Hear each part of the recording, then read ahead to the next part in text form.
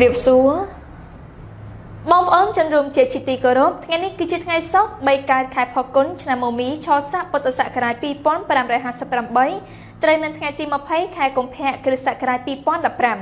ในเป็นนี้สมเป็นใจบองอ้นจันรุมเจ็ดตามด้านตัวสนามบอลมีสังขับในไงนี้โดยต่อเติองค์การสมาคมการเปลี่ยนทนเทียนทองมาเชียดในสิบเมนูเชียง8ซับประโมคนี้ต่อว่าหมกรสเพียดับใบสนาส้มอสถาบันนี้ช่วยการเปลี่ยนสกรรมจนการเปลี่ยนปฏิทานจนเชียดเอสปานการเปลี่ยนปรักมันนี้องค์การสมาคมการเปลี่ยนทนเทียนทองมาเชียดในสิบเมนูเชียง8ซับประโมคนี้ต่อว่าหมกรสเพียดับใบสนาส้มอสถาบันนี้ช่วยการเปลี่ยนสกรรมจนการเปลี่ยนปฏิทานจนเชียดเอสปานลูกอเล็กไอบรรโตรูนในกัมพูชีบรรโตเตียขณะตถาการระบอกก้อนพดกำหนดในไงนี้ให้รัฐพิบาลดำเนินเอาจริงปีกัมพูชีองค์การสมาคมเตียงนู้รวมยันองค์การคลอมเมื่อการรวมรวมสมนุองค์การการเปลี่ยนปฏิทานบรรดาประสองแนบมีจำนวนได้คลีนบรรดายุวชนเฉียดาวการรกิจอันตรากรมบรรทอนนี้จอมเป็ดได้ประเทศเมียดาทอมเชียดโลกอเล็กจนเชียดเอสปานประชอบในการบันเด้งโดยตถาการออกสปอลเพียบในไงตีมาไพ่ขายกงแพะชนะปีป้อนดับปรามนี้ได้กระทรวงมหาดไทยมันบรรทอนตถาการหนูเอาปรับดำนางเรียมมนประกลยัดกรมเนี่ยต่อว่าอังประหัตประหายคณีท้าการได้กระทรวงมหาดไทยเชี่ยเยี่ยมบันเด้งโลกอเล็กเจนปีกัมพูชีชีวิตเทนกากลุ่มนุ่มโดยสารอเล็กสกัมขนมกาประชันนังกลุ่มโรงบ่มพลายทนเทียนทองมาเชียดในดำบอลอะไรแคดกอกยังเมื่อคืนหาจุนเตาประวิยุนของฉบับรบซับไซน์เลียนเนี่ยรูเลือดตักบนตู้บังจิตปุลกะสำนัลเชื่อในเลือดบังตุนเลซาตึกได้ยังปราประปัจจุบันตู้สเตอร์แต่ตู้แตงประเทศกัมพูชีเฮ้ยประชาชนอย่างลูกมันเติบานตรุษเป็นนัดนึ่งพลังฉบับเอาดอกเจนบานเตะคือยังเมียนตายรัฐบาลเลือกตึกจัดđó là tại nhiên là ban không cho bạn ở biên lai bỏ bị làm hạ sát biên sức bỏ cho nào ai chấm này cả lệch cứ chuyển nhận này ha tuân thiên thọ mà chết pray chưa cua tại từ ban cà pi nâng ạ bị rẹt cua tại từ ban ruột nơi không được cả mà chia chiêng cho nên tao phải không cho bạn để nom ở miền ca khát bằng bằng pol bari than anh tụi này thì không can kia nó tại miền trong các bạn tiền mũi và lại nhầm pi xã song khăn này đầm bònอะไรchỉ phải xétคือจองเลยmiền ca piเนี่ยสลายจนเพียงทำเป็นเพียงแต่ก่อนจองcà piไปเชื่อสมไม้chỉ phảiเรื่องอะไรแต่ก่อนจะถือกระทรวงทำได้จองในส่วนที่หนึ่งไงในของไหนที่ไงจอบเป็นการbảo lụcไอ้ยังสังคมตาขณะการทำการในรอบสัปดาห์หนึ่งตาตัวหนึ่งที่ยังสำคัญคือการช่วยร่วมจุดไหนการจัดทีมการด้วยก็เซิร์ฟเกจการต่อเสียบ้านตลอดเนี่ยมีอยู่ที่สำคัญจุดหนึ่งที่นี่ยุคจนที่ยุคจนให้พร้อมเตรียมประสองนั่นคือยังทำที่ให้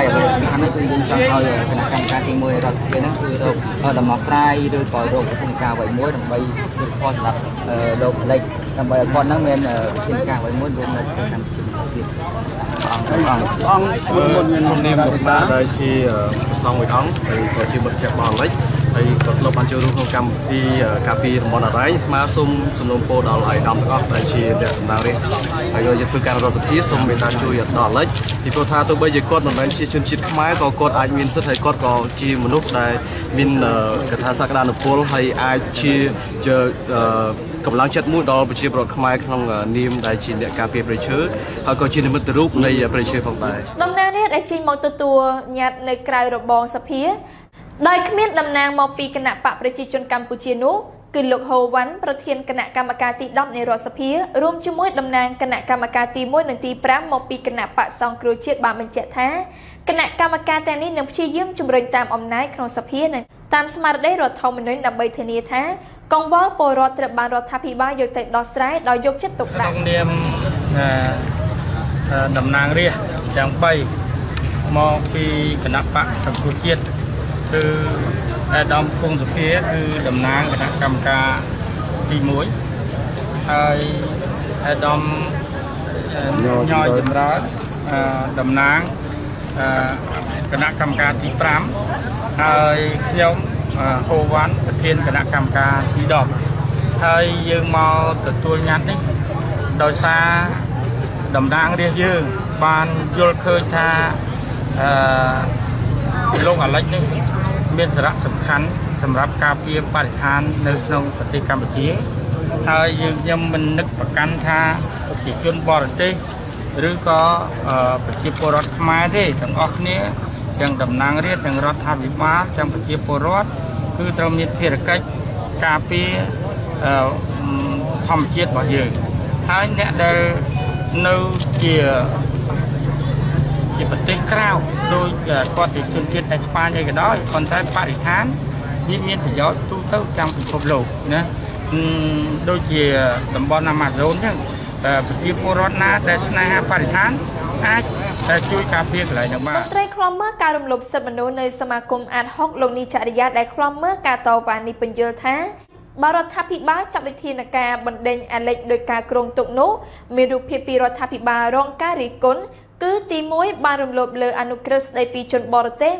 មិនអន្តោប្រវេសន៍ត្រង់មាត្រា75ដែលមិនតម្រូវឲ្យបណ្ដេញជនបរទេសណាដែលមកស្នាក់នៅកម្ពុជាស្របច្បាប់ហើយមិនបានបង្កបទឧក្រិដ្ឋឬបទព្រហ្មទណ្ឌអំឡុងស្នាក់នៅរដ្ឋធម្មនុញ្ញគេនិយាយអំពីថាប្រជាជនខ្មែរទាំងអស់មានសិទ្ធិចូលរួមក្នុងការពារភោគផលទ្រព្យសម្បត្តិរបស់ជាតិហើយបើសកម្មភាពទាំងអស់នឹងជាសកម្មភាពដើម្បីការពារភោគផលសម្បត្តិរបស់ជាតិហើយនឹងកុំថារារាំងប៉ុណ្ណឹងសូម្បីតែគេចាប់មនុស្សនឹងយកទៅដាក់គុកក៏វាអត់ខុសដែរព្រោះនៅក្នុងច្បាប់ព្រហ្មទណ្ឌអ្នកណាក៏ដោយប្រជាជនម្នាក់មានសិទ្ធិក្នុងការចាប់ជនល្មើសហើយបើអ្នកទាំងអស់នឹងទៅបំផ្លាញព្រៃឈើអាហ្នឹងវាជារឿងល្មើសច្បាប់វាល្មើសទៅនឹងច្បាប់ព្រៃឈើអញ្ចឹងគេមានសិទ្ធិតែប្រជាជនម្នាក់ហ្នឹងគេមានសិទ្ធិក្នុងការរារាំងប៉ុន្តែ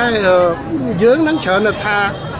អ្នកណាទៅរៀបរៀងពីរឿងកាប់ឈើកាប់ព្រៃហ្នឹងអានឹងខុសច្បាប់មកបើទៅកាប់ឈើអានឹងអត់ខុសទៅវិញណាវាខុសគ្នាអញ្ចឹងបើតាមខ្ញុំសិក្សាអំពីរឿងអរ៉ៃនេះមានក្រុមហ៊ុនមកចង់ធ្វើការវិនិយោគអដីវិរិយអគ្គិសនីនៅកន្លែងហ្នឹងពីមុនតែអដែងក្រុមហ៊ុនចិនក្រោយនេះ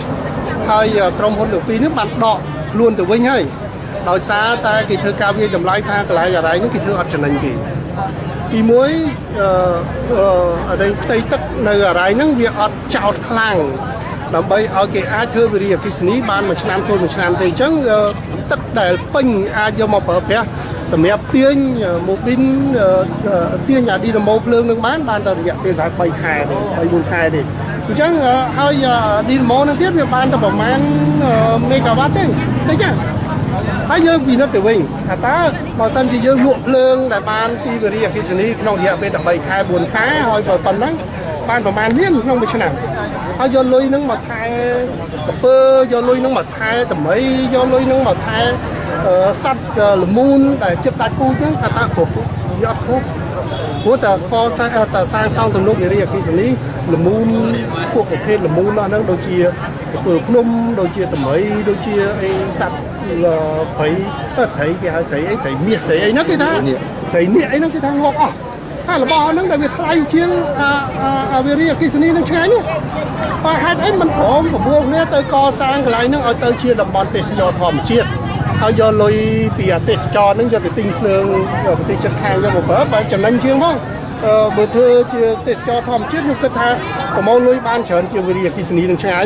ហើយយកទៅទិញភ្លើងប្រហែលជាបាន3 ដង 4 ដងច្រើនជាងកម្លាំងភ្លើងដែលចេញពីឌីណាម៉ូនៅក្នុងអរ៉ៃនោះមកតកតងទៅនឹងបញ្ហារបស់លោកអាលិចនេះដែរកាលពីថ្ងៃទី16ខែកុម្ភៈនេះលោកសំរាំងស៊ីប្រធានក្រុមមតិភាគតិចនៅរដ្ឋសភានិងជាប្រធានគណៈបកសង្គ្រោះជាតិបានសរសេរលិខិតទៅរដ្ឋមន្ត្រីក្រសួងមហាផ្ទៃលោកសខេងដើម្បីជួយអន្តរាគមន៍ឲ្យនាយកដ្ឋានអន្តរប្រវេសន៍នៃក្រសួងមហាផ្ទៃ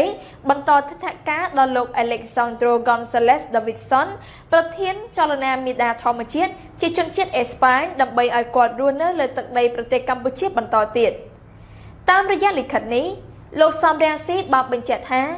លោក Alexandroគ្រាន់តែជាសកម្មជនម្នាក់ក្នុងមជ្ឈដ្ឋានសង្គមស៊ីវិលដែលបានជួយឲ្យសាធារណមតិមានការចាប់អារម្មណ៍ចំពោះបញ្ហាបរិស្ថានព្រមទាំងជួយឲ្យប្រជាពលរដ្ឋមានការយល់ដឹងអំពីសិទ្ធិរបស់ខ្លួនកាន់តែច្បាស់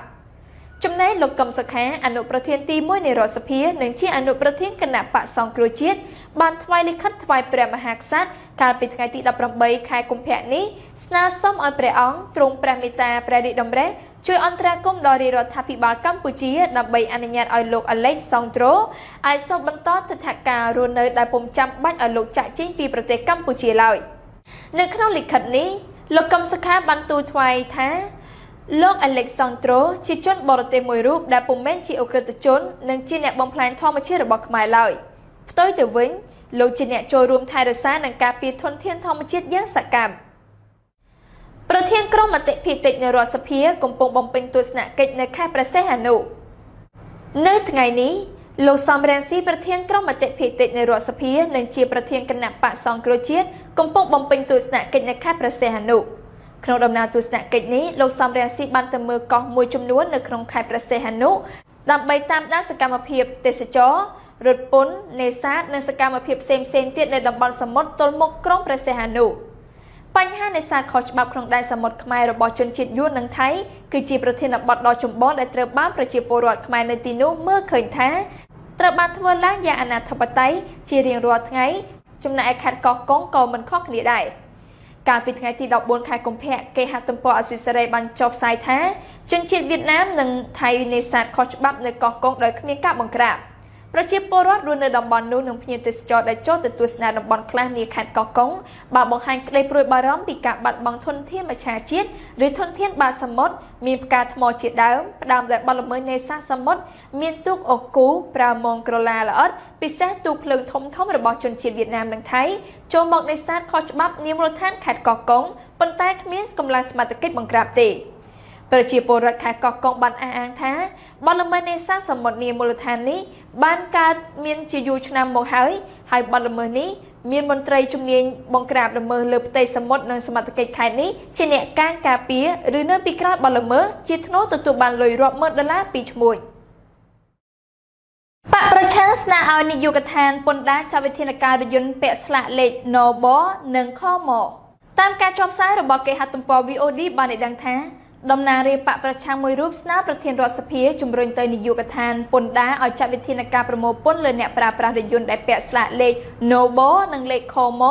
ដើម្បីបង្កើនថវិកាជាតិនិងទប់ស្កាត់ការយកឈ្មោះស្ថាប័នជាតិទៅប្រព្រឹត្តបទល្មើសដើម្បីប្រយោជន៍ផ្ទាល់ខ្លួនគេហទំព័រដដែលនេះបានបង្ហាញឲ្យដឹងតាមរយៈលិខិតចុះថ្ងៃទី18ខែកុម្ភៈឆ្នាំ2015របស់តំណាងរាជគណៈបកសង្គ្រោះជាតិលោកអ៊ុំសំអានដែលអមដោយហត្ថលេខាប្រធានរដ្ឋសភាលោកហេងសំរិនឲ្យដឹងថា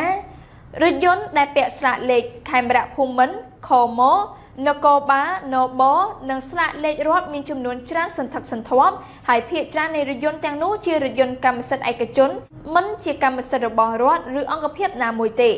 តាមលិខិតឲ្យដឹងទៀតថារថយន្តពាក់ស្លាកលេខខេមរៈភូមិន្ទទាំងនោះមួយចំនួនបានគេចវេះមិនបានបង់ពន្ធនាំចូលមិនបានបង់ពន្ធលើមធ្យោបាយដឹកជញ្ជូនដែលធ្វើឲ្យរដ្ឋខាត់បង់ថវិកាជាតិអស់ជាច្រើនក្នុងមួយឆ្នាំ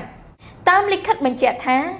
រថយន្តដែលពាក់ស្លាកលេខខេមរៈភូមិន្ទនិងស្លាកលេខនគរបាលខ្លះត្រូវបានយកទៅប្រើប្រាស់ជាមធ្យោបាយប្រព្រឹត្តបទល្មើសដូចជាដឹកឈើប្រណិតខុសច្បាប់មិនគោរពច្បាប់ចរាចរណ៍និងបង្កគ្រោះថ្នាក់ដល់អ្នកដទៃហើយប្រើអំណាចហួសហេតុទៅលើជនរងគ្រោះជាដើមជុំវិញបញ្ហានៃការប្រមូលពន្ធដារកាលពីថ្ងៃទី30ខែមករាកន្លងទៅនេះអគ្គនាយកនៃអគ្គនាយកដ្ឋានពន្ធដារលោកគង់វិបុលជំរុញឲ្យអាជ្ញាធររាជធានីភ្នំពេញជួយសហការដើម្បីប្រមូលពន្ធពីមន្ត្រីមានអំណាចមួយចំនួនដែលនៅបន្តគេចវេះមិនបង់ពន្ធចូលថវិកាជាតិដើម្បីបង្ហាញពីដំណាភាពនៃការប្រមូលពន្ធអាជ្ញាធរខេត្តបាត់ដំបងរងការចោទថាខុបខិតប្រព្រឹត្តបទល្មើសនេសាទក្នុងតំបន់អភិរក្សបើយោងតាមគេហទំព័រអស៊ីសេរីបានចុះផ្សាយថា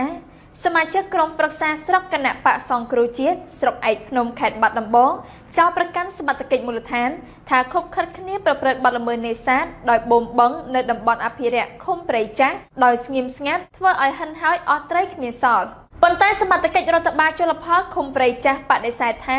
ជារឿងមិនពិតឡើយ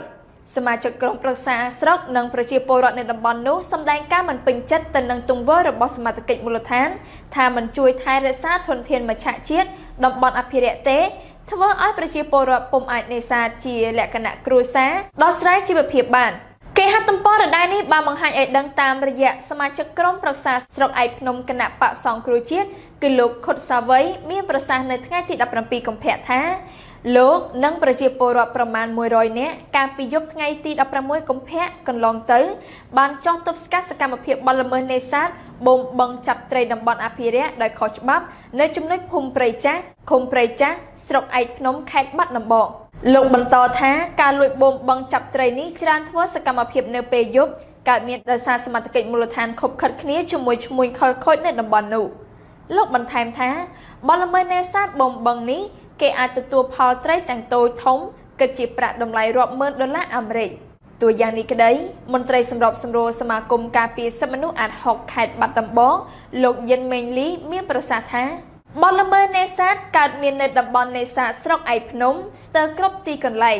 ជាពិសេសគឺនៅឃុំព្រៃចាស់ហើយកន្លងមកសមត្ថកិច្ចច្រើនចុះបង្ក្រាបបែបគោះទឹកបង្អើត្រីលោកយិនមេងលីចាត់ទុកការឆ្លើយបដិសេធរបស់មន្ត្រីជលផលនេះថាគ្រាន់តែជាលេសមួយដើម្បីដោះបន្ទុកពីការទទួលខុសត្រូវមួយគ្រាប៉ុណ្ណោះ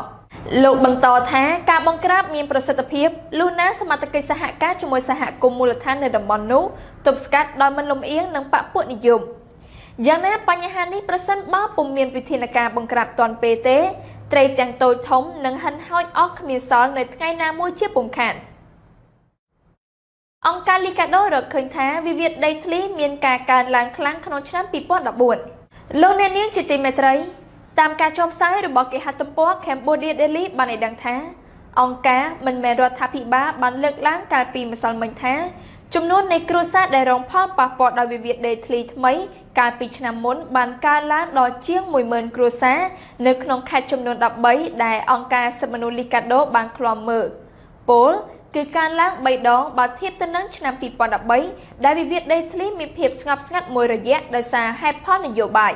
គេហទំព័រដដែលនេះបានបង្ហាញឲ្យដឹងតាមរយៈសេចក្តីថ្លែងការណ៍មួយចេញដោយអង្គការសិទ្ធិមនុស្សលីកាដូបានលើកឡើងថាអ្នកខ្លំមើលរបស់ខ្លួននៅតំបន់ភាគកណ្ដាលនិងភាគខាងលិចនៃប្រទេសកម្ពុជាបានសិក្សារកឃើញថាមានអ្នកភូមិចំនួន 1625 គ្រួសារបានជាប់ពាក់ព័ន្ធនៅក្នុងវិវាទដីធ្លីថ្មីដោយធ្វើឲ្យប៉ះពាល់ដល់មនុស្សសរុប 750,000 នាក់ពលគឺបានកើនឡើង3ដងពីលើគ្រួសារថ្មីចំនួន 3475 គ្រួសារដែលអង្គការបានរកឃើញកាលពីឆ្នាំ2013ករណីទាំងនេះរួមមានដូចជាការបាញ់ស្លាប់យុវជនអាយុ18ឆ្នាំម្នាក់នៅខេត្តព្រះវិហារកាលពីខែតុលាដោយទាហានម្នាក់ដែលចោទប្រកាន់យុវជនរូបនេះថាមិនព្រមធ្វើតាមការព្រមានម្ដងហើយម្ដងទៀតឲ្យឈប់ទន្ទ្រានដីរបស់ខ្លួនឪពុករបស់ជនរងគ្រោះបានលើកឡើងថាជននេះជាទាហានដែលព្យាយាមប្លន់យកដីពីអ្នកភូមិចំនួន10គ្រួសាររួមទាំងដីរបស់គាត់ផងដែរដោយជួបមុខឲ្យវីរៈសេនីយ៍ត្រីម្នាក់ទាហានរូបនេះបានសារភាពថាបានបាញ់ត្រីជនរងគ្រោះស្លាប់ហើយត្រូវបានចោទប្រកាន់ពីបទមនុស្សឃាតលោកអំសំអាតអ្នកសម្របសម្រួលផ្នែកបច្ចេកទេសនៅអង្គការសិទ្ធិមនុស្សលីកាដូបានលើកឡើងនៅក្នុងសេចក្តីថ្លែងការណ៍មួយថាមូលហេតុដែលធ្វើឲ្យកើតមានវិវាទដីធ្លីត្រូវបានកត់ត្រាទុកបានយ៉ាងល្អដូចជាប្រព័ន្ធតុលាការពុករលួយនិងរងឥទ្ធិពលនយោបាយការប្រើកងកម្លាំងប្រដាប់អាវុធមិនត្រឹមត្រូវរួមមានដូចជាទាហានជាដើមក៏ដូចជាការខុបខិតគ្នារវាងក្រុមហ៊ុនដែលមានខ្នងក្រាស់និងអាជ្ញាធរបញ្ហាទាំងនេះគឺជាឫសគល់ដែលធ្វើឲ្យកើតមានវិវាទដីធ្លីទូទាំងប្រទេសជាយូរមកហើយអង្គការលីកាដូបានលើកឡើងថាគ្រួសារមួយចំនួនដែលខ្លួនបានបន្ថែមនៅក្នុងតួលេខឆ្នាំ2014ដូចជាគ្រួសាររបស់លោកម៉ៅស្វីងជាដើមគឺមានជាប់ពាក់ព័ន្ធនៅក្នុងវិវាទដីធ្លីដែលកើតឡើងនៅឆ្នាំមុនប៉ុន្តែទើបតែសម្រេចចិត្តតាក់ទងមកអង្គការនៅពេលវិវាទដីធ្លីរបស់ពួកគាត់មានទំនាស់កាន់តែខ្លាំងឡើងអង្គការនេះបានលើកឡើងទៀតថាគ្រួសារដែលត្រូវបានរាប់ចំនួនក្នុងឆ្នាំ2014មិនត្រូវបានរាប់ទេពីមុនមកអង្គការសិទ្ធិមនុស្សនេះបានលើកឡើងបន្តទៀតថាវិវាទដីធ្លីដែលថយចុះក្នុងឆ្នាំ2013ជាឆ្នាំដែលគណៈបកប្រជាជនកម្ពុជាប្រកួតប្រជែងយ៉ាងខ្លាំងជាមួយគណៈបកប្រឆាំងនៅក្នុងការបោះឆ្នោតជាតិដែលខ្លួនឈ្នះយ៉ាងប្រផិតប្រផើយហើយដែលអ្នកខ្លះជឿជាក់ថាគណៈបកនេះថែមទាំងចាញ់ឆ្នោតទៀតផងនោះគឺជាភស្តុតាងមួយបង្ហាញថារដ្ឋាភិបាលអាចជួយកសិករបាននៅពេលណាពួកគាត់ប្រឈមនឹងក្រុមហ៊ុនចង់យកដីធ្លីរបស់ខ្លួនលោកស្រីណាលីពីលោកប្រធានអង្គការលីកាដូបានមានប្រសាសន៍ថាវាបង្ហាញឲ្យឃើញយ៉ាងច្បាស់ថាវាគ្រាន់តែជាវិធីដើម្បីទាក់ទាញសន្លឹកឆ្នោតប៉ុណ្ណោះតែទោះជាយ៉ាងណាការថយចុះនៃវិវាទដីធ្លីនេះបានបង្ហាញឲ្យឃើញថានៅពេលណាវាមានប្រយោជន៍សម្រាប់ខ្លួនរដ្ឋាភិបាលពិតជាមានអំណាចនៅក្នុងការធ្វើឲ្យអ្វីៗប្រសើរឡើង អង្គការលីកាដូក៏បានរកឃើញផងដែរថាវិវាទដីធ្លីដែលកើតឡើងក្នុងចំណោមគ្រួសារថ្មីក្នុងឆ្នាំ 2014 បានកើនឡើង7 ដងបានធៀបទៅនឹងឆ្នាំ 2012 ដែលមានអ្នកភូមិចំនួន 5,672 គ្រួសារនៅក្នុងខេត្តចំនួន 13 បានជាប់ពាក់ព័ន្ធនៅក្នុងវិវាទដីធ្លី វិវាទដីធ្លីនៅក្នុងឆ្នាំ 2014 នៅតែមានការកើនឡើងខ្លាំងទោះបីជាតាំងពីឆ្នាំ 2012 មករដ្ឋាភិបាលបានជំរុញឲ្យមានការចែកបានកម្មសិទ្ធិដីធ្លីឯកជននៅទូទាំងប្រទេសហើយកាលពីឆ្នាំមុនបានលុបចោលការផ្ដោតដីសម្បត្តិទ្រង់ទ្រាយធំជាច្រើនក៏ដោយអង្គការសិទ្ធិមនុស្សមួយចំនួនបានលើកឡើងថាកិច្ចខិតខំប្រឹងប្រែងទាំងពីរនេះមានប្រសិទ្ធភាពតែបន្តិចបន្តួចប៉ុណ្ណោះចំពោះការដោះស្រាយវិវាទដីធ្លីមួយចំនួនព្រោះភាគច្រើនរដ្ឋាភិបាលមិនបានដោះស្រាយតំបន់ដែលមានវិវាទឡើយអ្វីអាចជាមូលហេតុពិតប្រាកដនៅក្រោយការត្រួតពិនិត្យវត្តសាមគ្គីរាំងសីបើយោងតាមបទវិភាគនៃគេហទំព័រអសិសរីបានចុះផ្សាយថា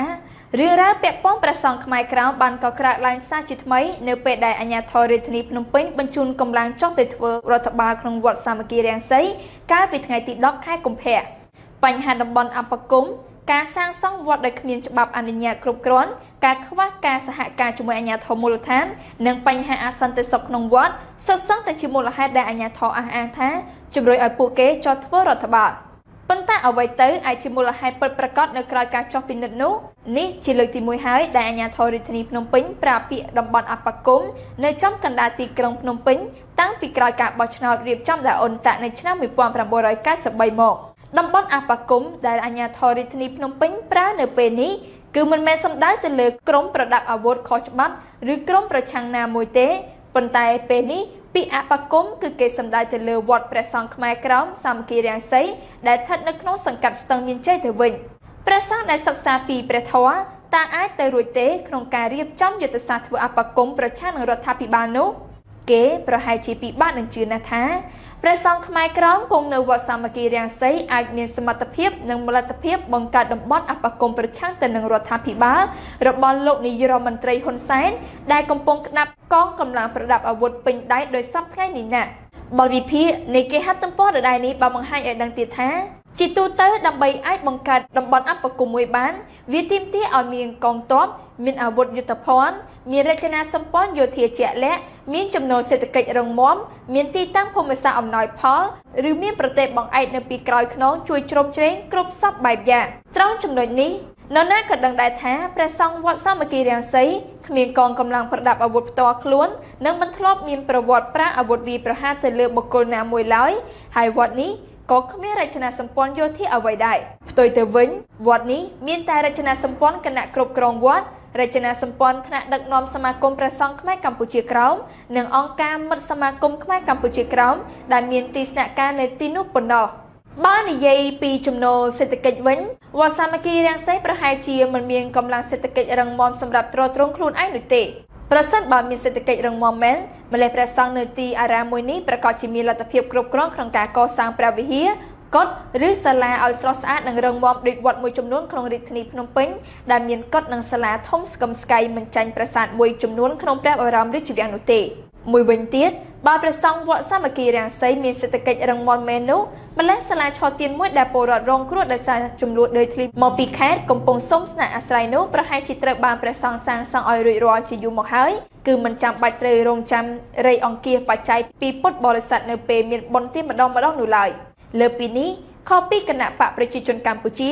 សម័យកាលក្រោយការបោះឆ្នោតឆ្នាំ 1993 ដែលអាចមានលទ្ធភាពគ្រប់គ្រាន់ក្នុងការបង្កើតតំបន់អបគមតាមបណ្ដាខេត្តខាងកើតទន្លេមេគង្គព្រះសង្ឃវត្តសាមគ្គីរាំងសីមិនមានប្រទេសបង្អែកជិតខាងឬប្រទេសមហាអំណាចណាមួយលើពិភពលោកចេញមុខគាំទ្រអ្វីឡើយគឺមានតែបណ្ដាញសហព័ន្ធខ្មែរកម្ពុជាក្រោមគ្នាឯងនៅក្រៅប្រទេសនិងមានការគាំទ្រតែពីពលរដ្ឋសាមញ្ញដែលអាណិតស្រឡាញ់ប៉ុណ្ណោះបើនិយាយពីភូមិសាស្ត្រវិញទីតាំងវត្តសាមគ្គីរាំងសីមិនមែនជាទីតាំងអនុគ្រោះសម្រាប់បង្កើតតំបន់អបគមប្រឆាំងរដ្ឋាភិបាលដែលមានអាវុធទំនើបនោះទេចំណែកការចោទប្រកាន់ដែលថាវត្តសាមគ្គីរាំងសីកសាងឡើងមិនមានច្បាប់អនុញ្ញាតគ្រប់គ្រាន់វិញនរណាក៏ដឹងដែរថាវត្តសាមគ្គីរាំងសីមិនមែនទើបតែសាងសង់ថ្មីនោះទេគឺសាងសង់តាំងពីឆ្នាំ 1997 មកម្ល៉េះបើមិនមានច្បាប់មែន មនុស្សដែលត្រូវបន្ទោសនោះគឺមិនមែនព្រះសង្ឃនោះទេគឺត្រូវបន្ទោសអាជ្ញាធរដែនដីដែលមិនដឹងអ្វីតតែសោះមួយវិញទៀតប្រសិនបើព្រះសង្ឃចេះតែអាចសង់វត្តអារាមបានតែផ្ដេសតែផ្ដាសគ្មានច្បាប់ទម្លាប់ហើយអាជ្ញាធរមិនដឹងមែនបែបនេះក្នុងចំណោមវត្តអារាមជាង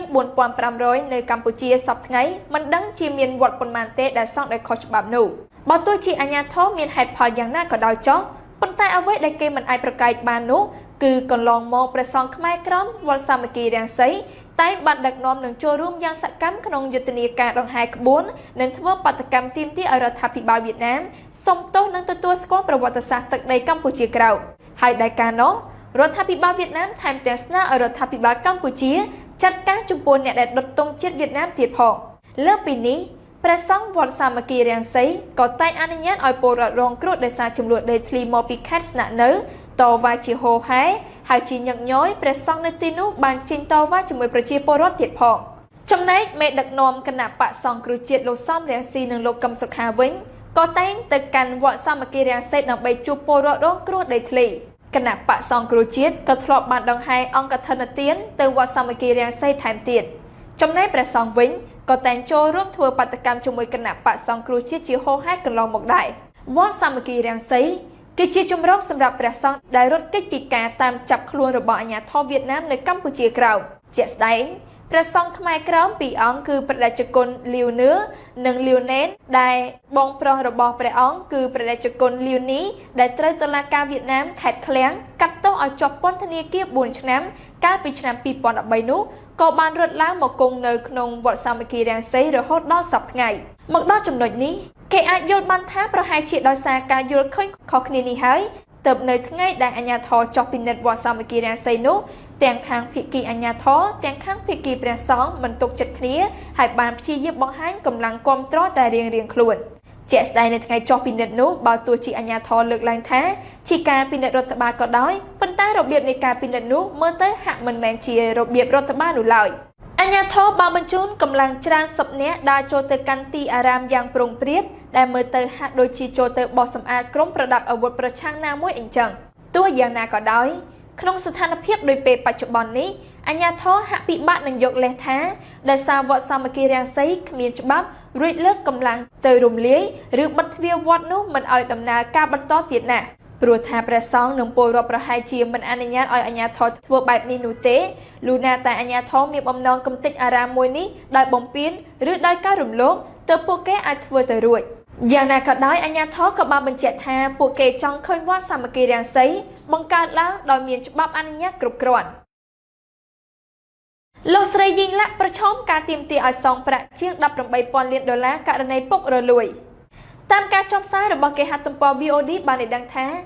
គណៈកម្មការប្រឆាំងអំពើពុករលួយប្រទេសថៃបង្គាប់ឲ្យក្រសួងហិរញ្ញវត្ថុប្តឹងទាមទារទ្រព្យសម្បត្តិរបស់លោកស្រីយីងឡាក់អតីតនាយករដ្ឋមន្ត្រីថៃករណីពុករលួយក្នុងគម្រោងទិញស្រូវដែលមានទឹកប្រាក់$600,000 លានគឺស្មើនឹង$18,000 លានគេហទំព័រដដែលនេះបានបង្ហាញឲ្យដឹងតាមរយៈប្រធានគណៈកម្មការប្រឆាំងអំពើពុករលួយថៃលោកប៉ាន់ថេបខ្លានរងរ៉ាន់និយាយថាស្ថាប័នរបស់លោកបង្គាប់ដូចនេះគឺដើម្បីឲ្យក្រសួងហិរញ្ញវត្ថុទាមទារប្រាក់ពីលោកស្រីយីងឡាក់ដើម្បីសងការខូចខាតទៅឲ្យកសិករដែលកន្លងមកក្រមប្រសាយោធាបានចេញប្រាក់សំណងរាប់ពាន់លានដុល្លារជំនួសគណៈរដ្ឋមន្ត្រីរបស់លោកស្រីយីងឡាក់ជាមួយគ្នានេះក្រុមអគ្គព្រះរាជអាជ្ញាតុលាការកំពូលបានចោទប្រកាន់លោកស្រីយីងឡាក់ជាផ្លូវការករណីពុករលួយក្នុងគម្រោងទិញស្រូវហើយលោកស្រីអាចមានទោសជាប់ពន្ធនាគាររយៈពេល10ឆ្នាំដោយសារករណីនេះលោកស្រីយីងឡាក់ត្រូវបានក្រុមប្រឹក្សាយោធាចេញបំរាមមិនឲ្យចាក់ចេញទៅក្រៅប្រទេសឥឡូវនេះលោកស្រីយីងឡាក់ត្រូវបានសភានីតិកម្មប្រទេសថៃហាមឃាត់ការធ្វើនយោបាយរយៈពេល5ឆ្នាំកាលពីថ្ងៃម្សិលមិញអតីតនាយករដ្ឋមន្ត្រីថៃថាក់ស៊ីនដែលជាបងបង្កើតលោកស្រីយីងឡាក់បានដាក់សំណើសុំចរចានិងសម្របសម្រួលជាមួយក្រុមប្រឹក្សាយោធាប៉ុន្តែលោកឧត្តមសេនីយ៍ប្រយុទ្ធច្រានចោលលោកអ្នកនាងជាទីមេត្រីព័ត៌មានសង្ខេបរបស់នាងខ្ញុំនៅពេលនេះបានមកដល់ទីបញ្ចប់ហើយនាងខ្ញុំរស់ម៉ារីយ៉ាសូមថ្លែងអំណរគុណយ៉ាងជ្រាលជ្រៅចំពោះលោកអ្នកនាងដែលបានទស្សនាកម្មវិធីនេះតាំងពីដើមរហូតដល់ទីបញ្ចប់សូមអរគុណសូមគោរពលា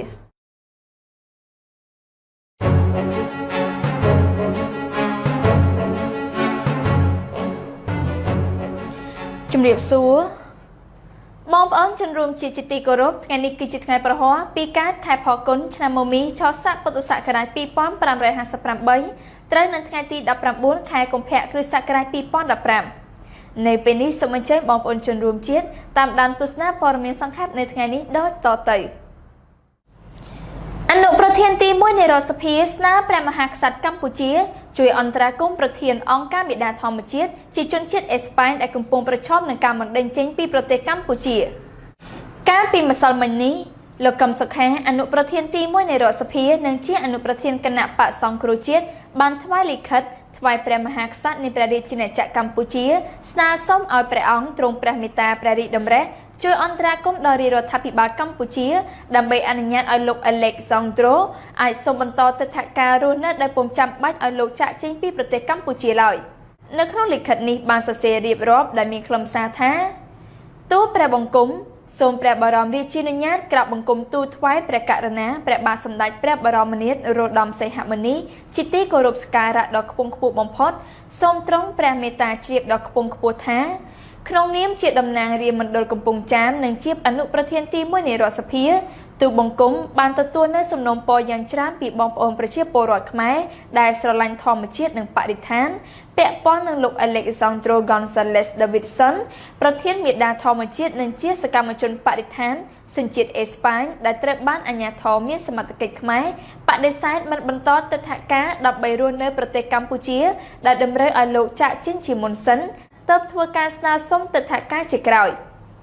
លិខិតដដែលនេះបានបន្តទៀតថាទូលព្រះបង្គំយល់ឃើញថាលោក Alexandro ជាជនបរទេសមួយរូបដែលពុំមែនជាអក្រិតជននិងជាអ្នកបំផ្លាញធម្មជាតិរបស់ខ្មែរឡើយផ្ទុយទៅវិញលោកជាអ្នកចូលរួមថែរក្សានិងការពារធនធានធម្មជាតិយ៉ាងសកម្មក្រសួងមហាផ្ទៃព្រមានចាត់វិធានការអន្តរប្រវេសន៍ចំពោះប្រធានអង្គការមេដាធម្មជាតិលោកអ្នកនាងជាទីមេត្រីតាមការចុះផ្សាយរបស់គេហទំព័រ VOA បានឲ្យដឹងថា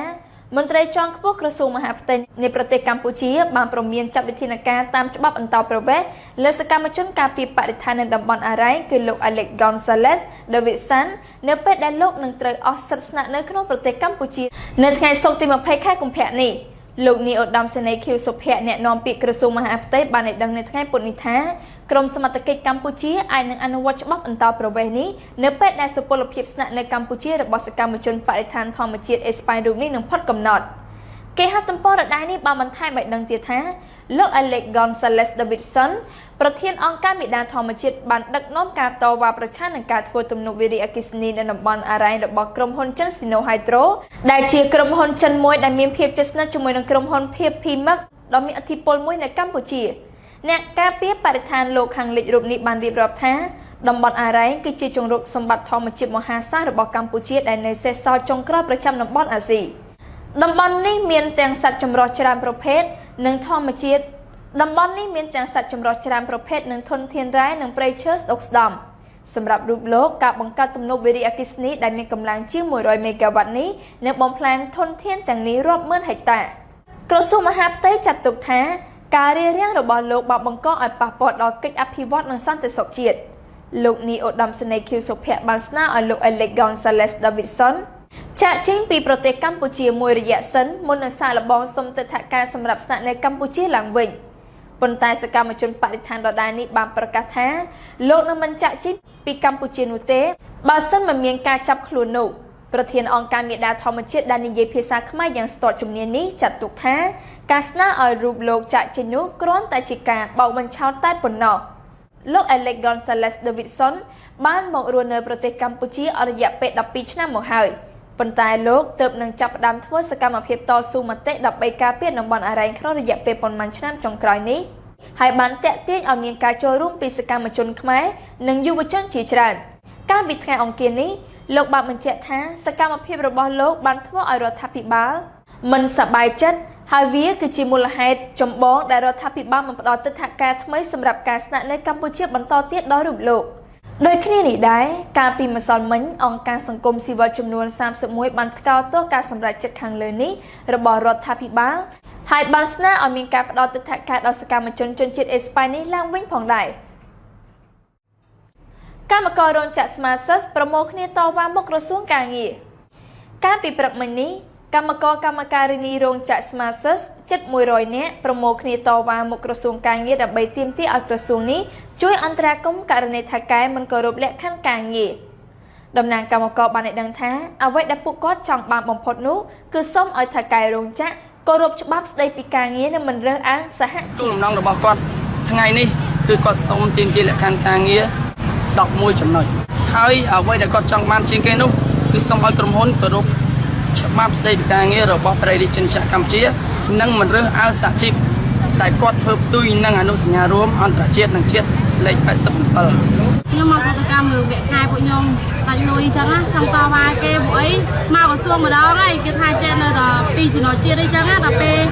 ពួកខ្ញុំមកដល់ម៉ាក់មីងខ្ញុំមកម៉ោង8យប់ជាងបានទៅដល់ផ្ទះហើយដល់ពេលស្អែកឡើងពួកខ្ញុំមកធ្វើការចាំមើលស្ដាប់លទ្ធផលបើឡើងអត់ឃើញទេដល់ពេលថ្ងៃហ្នឹងមិនកើលទ្ធផលគេបិទកណ្ដាលថាពួកខ្ញុំឲ្យអ្នកដែលចូលថ្ងៃ14អត់ដាច់លុយអីទាំងអស់តែពួកខ្ញុំមានបានចូលថ្ងៃ14ណាដាច់លុយដដែលហើយអ្នកចេញចូលកតកម្មសារថ្មីណាគឺដាច់លុយទាំងអស់ដដែលដល់ពេលថ្ងៃឡើងប្រហែលជិតម៉ោង1ជាងអញ្ចឹងគេគាត់តែទូរស័ព្ទមកប្រាប់ថាជិះអើយមកប្រាប់តំណាងតែគាត់ចេញទៅក្រៅនោះតែមកទូរស័ព្ទអត់ហ៊ាននិយាយមួយកម្មករផ្ទាល់ណាសុំចិត្តនិយាយតាមទូរស័ព្ទហើយដាក់មេក្រូឲ្យកម្មករស្ដាប់ទាំងអស់គ្នាអត់ហ៊ានថាចេញមុខនិយាយមួយកម្មករអីចឹងណាសុំចិត្តនិយាយតាមទូរស័ព្ទសួរគាត់ត្រូវឬក៏ខុសខ្ញុំចង់សួរប៉ុណ្ណឹងព្រោះខ្ញុំមានអីនិយាយច្រើនណាពួកខ្ញុំគ្រាន់ចង់តវ៉ាកុំឲ្យដាច់លុយពួកខ្ញុំតែប៉ុណ្ណឹងទេខ្ញុំសូមឲ្យទៅរោងចក្រហ្នឹងមើលឃើញកម្មករល្អផងព្រោះ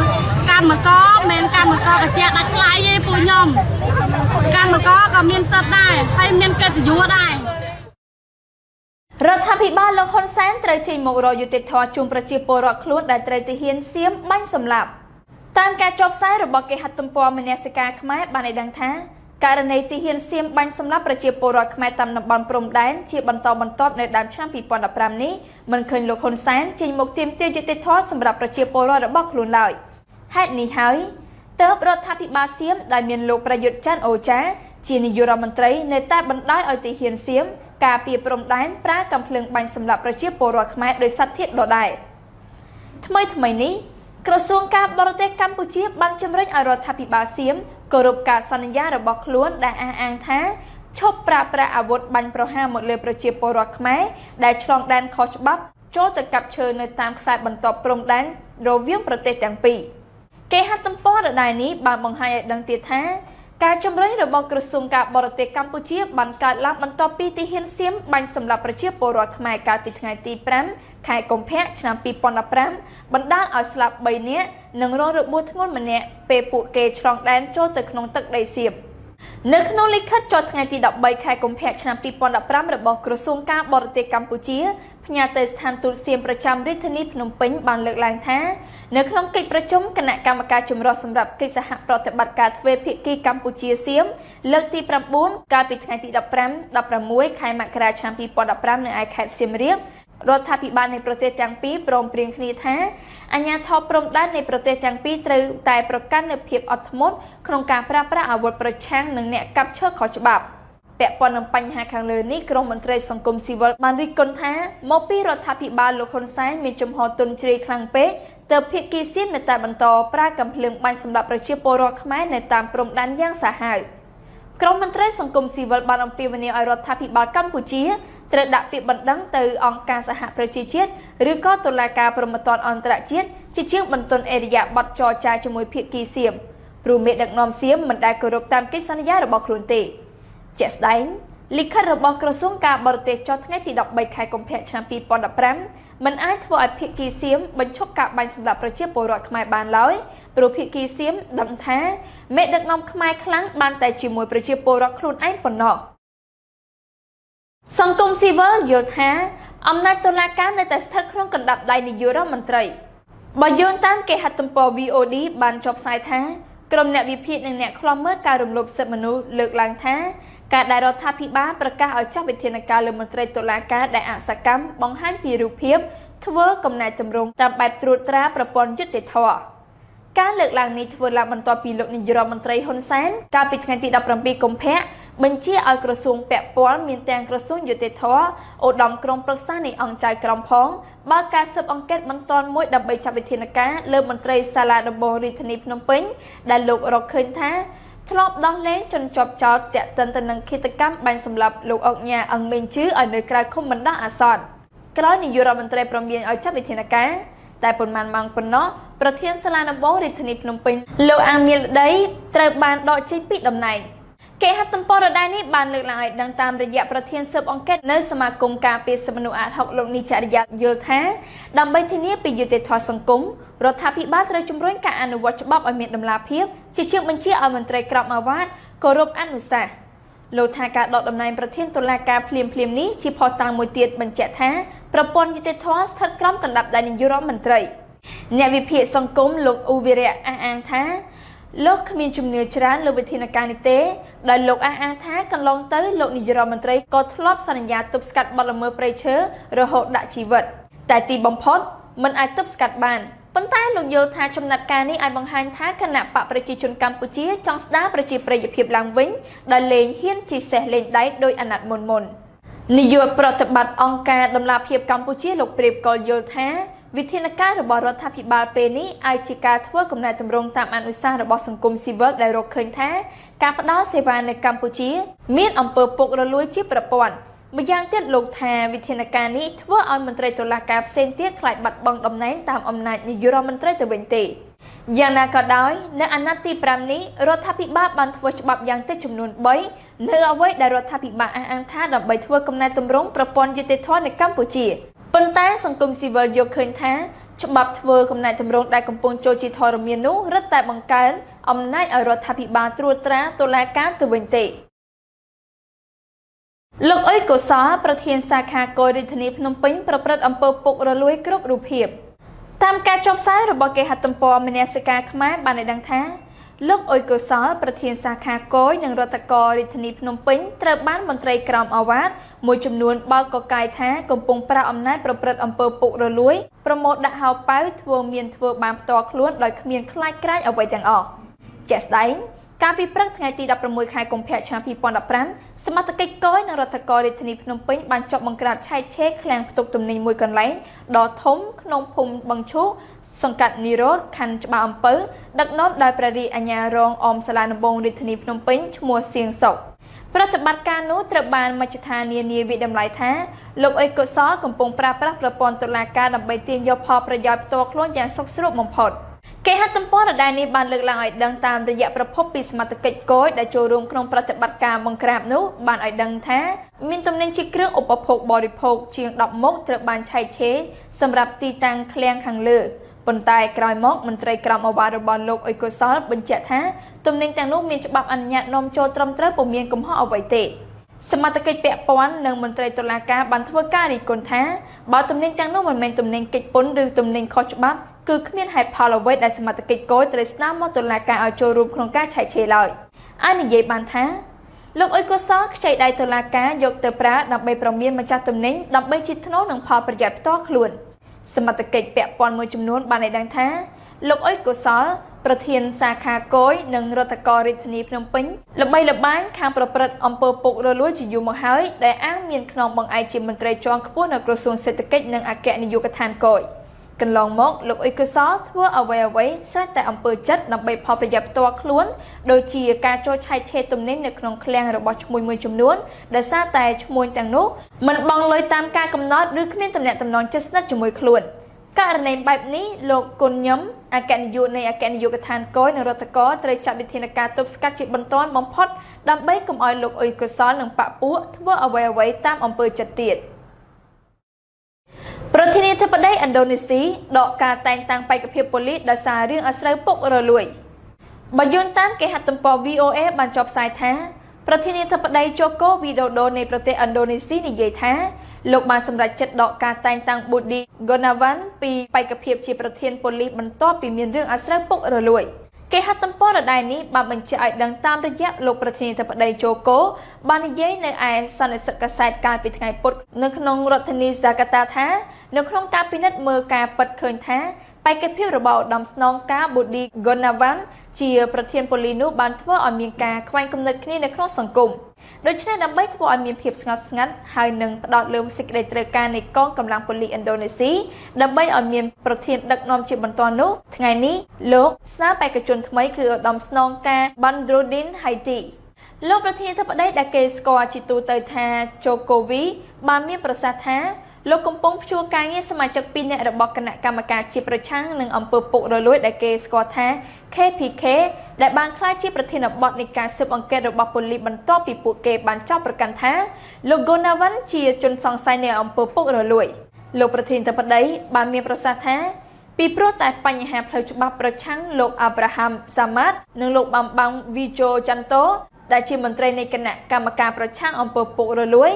ហើយកន្លែងនៅក្នុងថ្នាក់ដឹកនាំរបស់គណៈកម្មាធិការ KPK នៅទំនេរនោះយោងទៅតាមច្បាប់ដែលមានស្រាប់លោកនឹងចេញក្រឹត្យក្នុងនាមប្រធានាធិបតីស្ដីពីការផ្អាកការងារមន្ត្រីទាំងពីរនាក់នេះ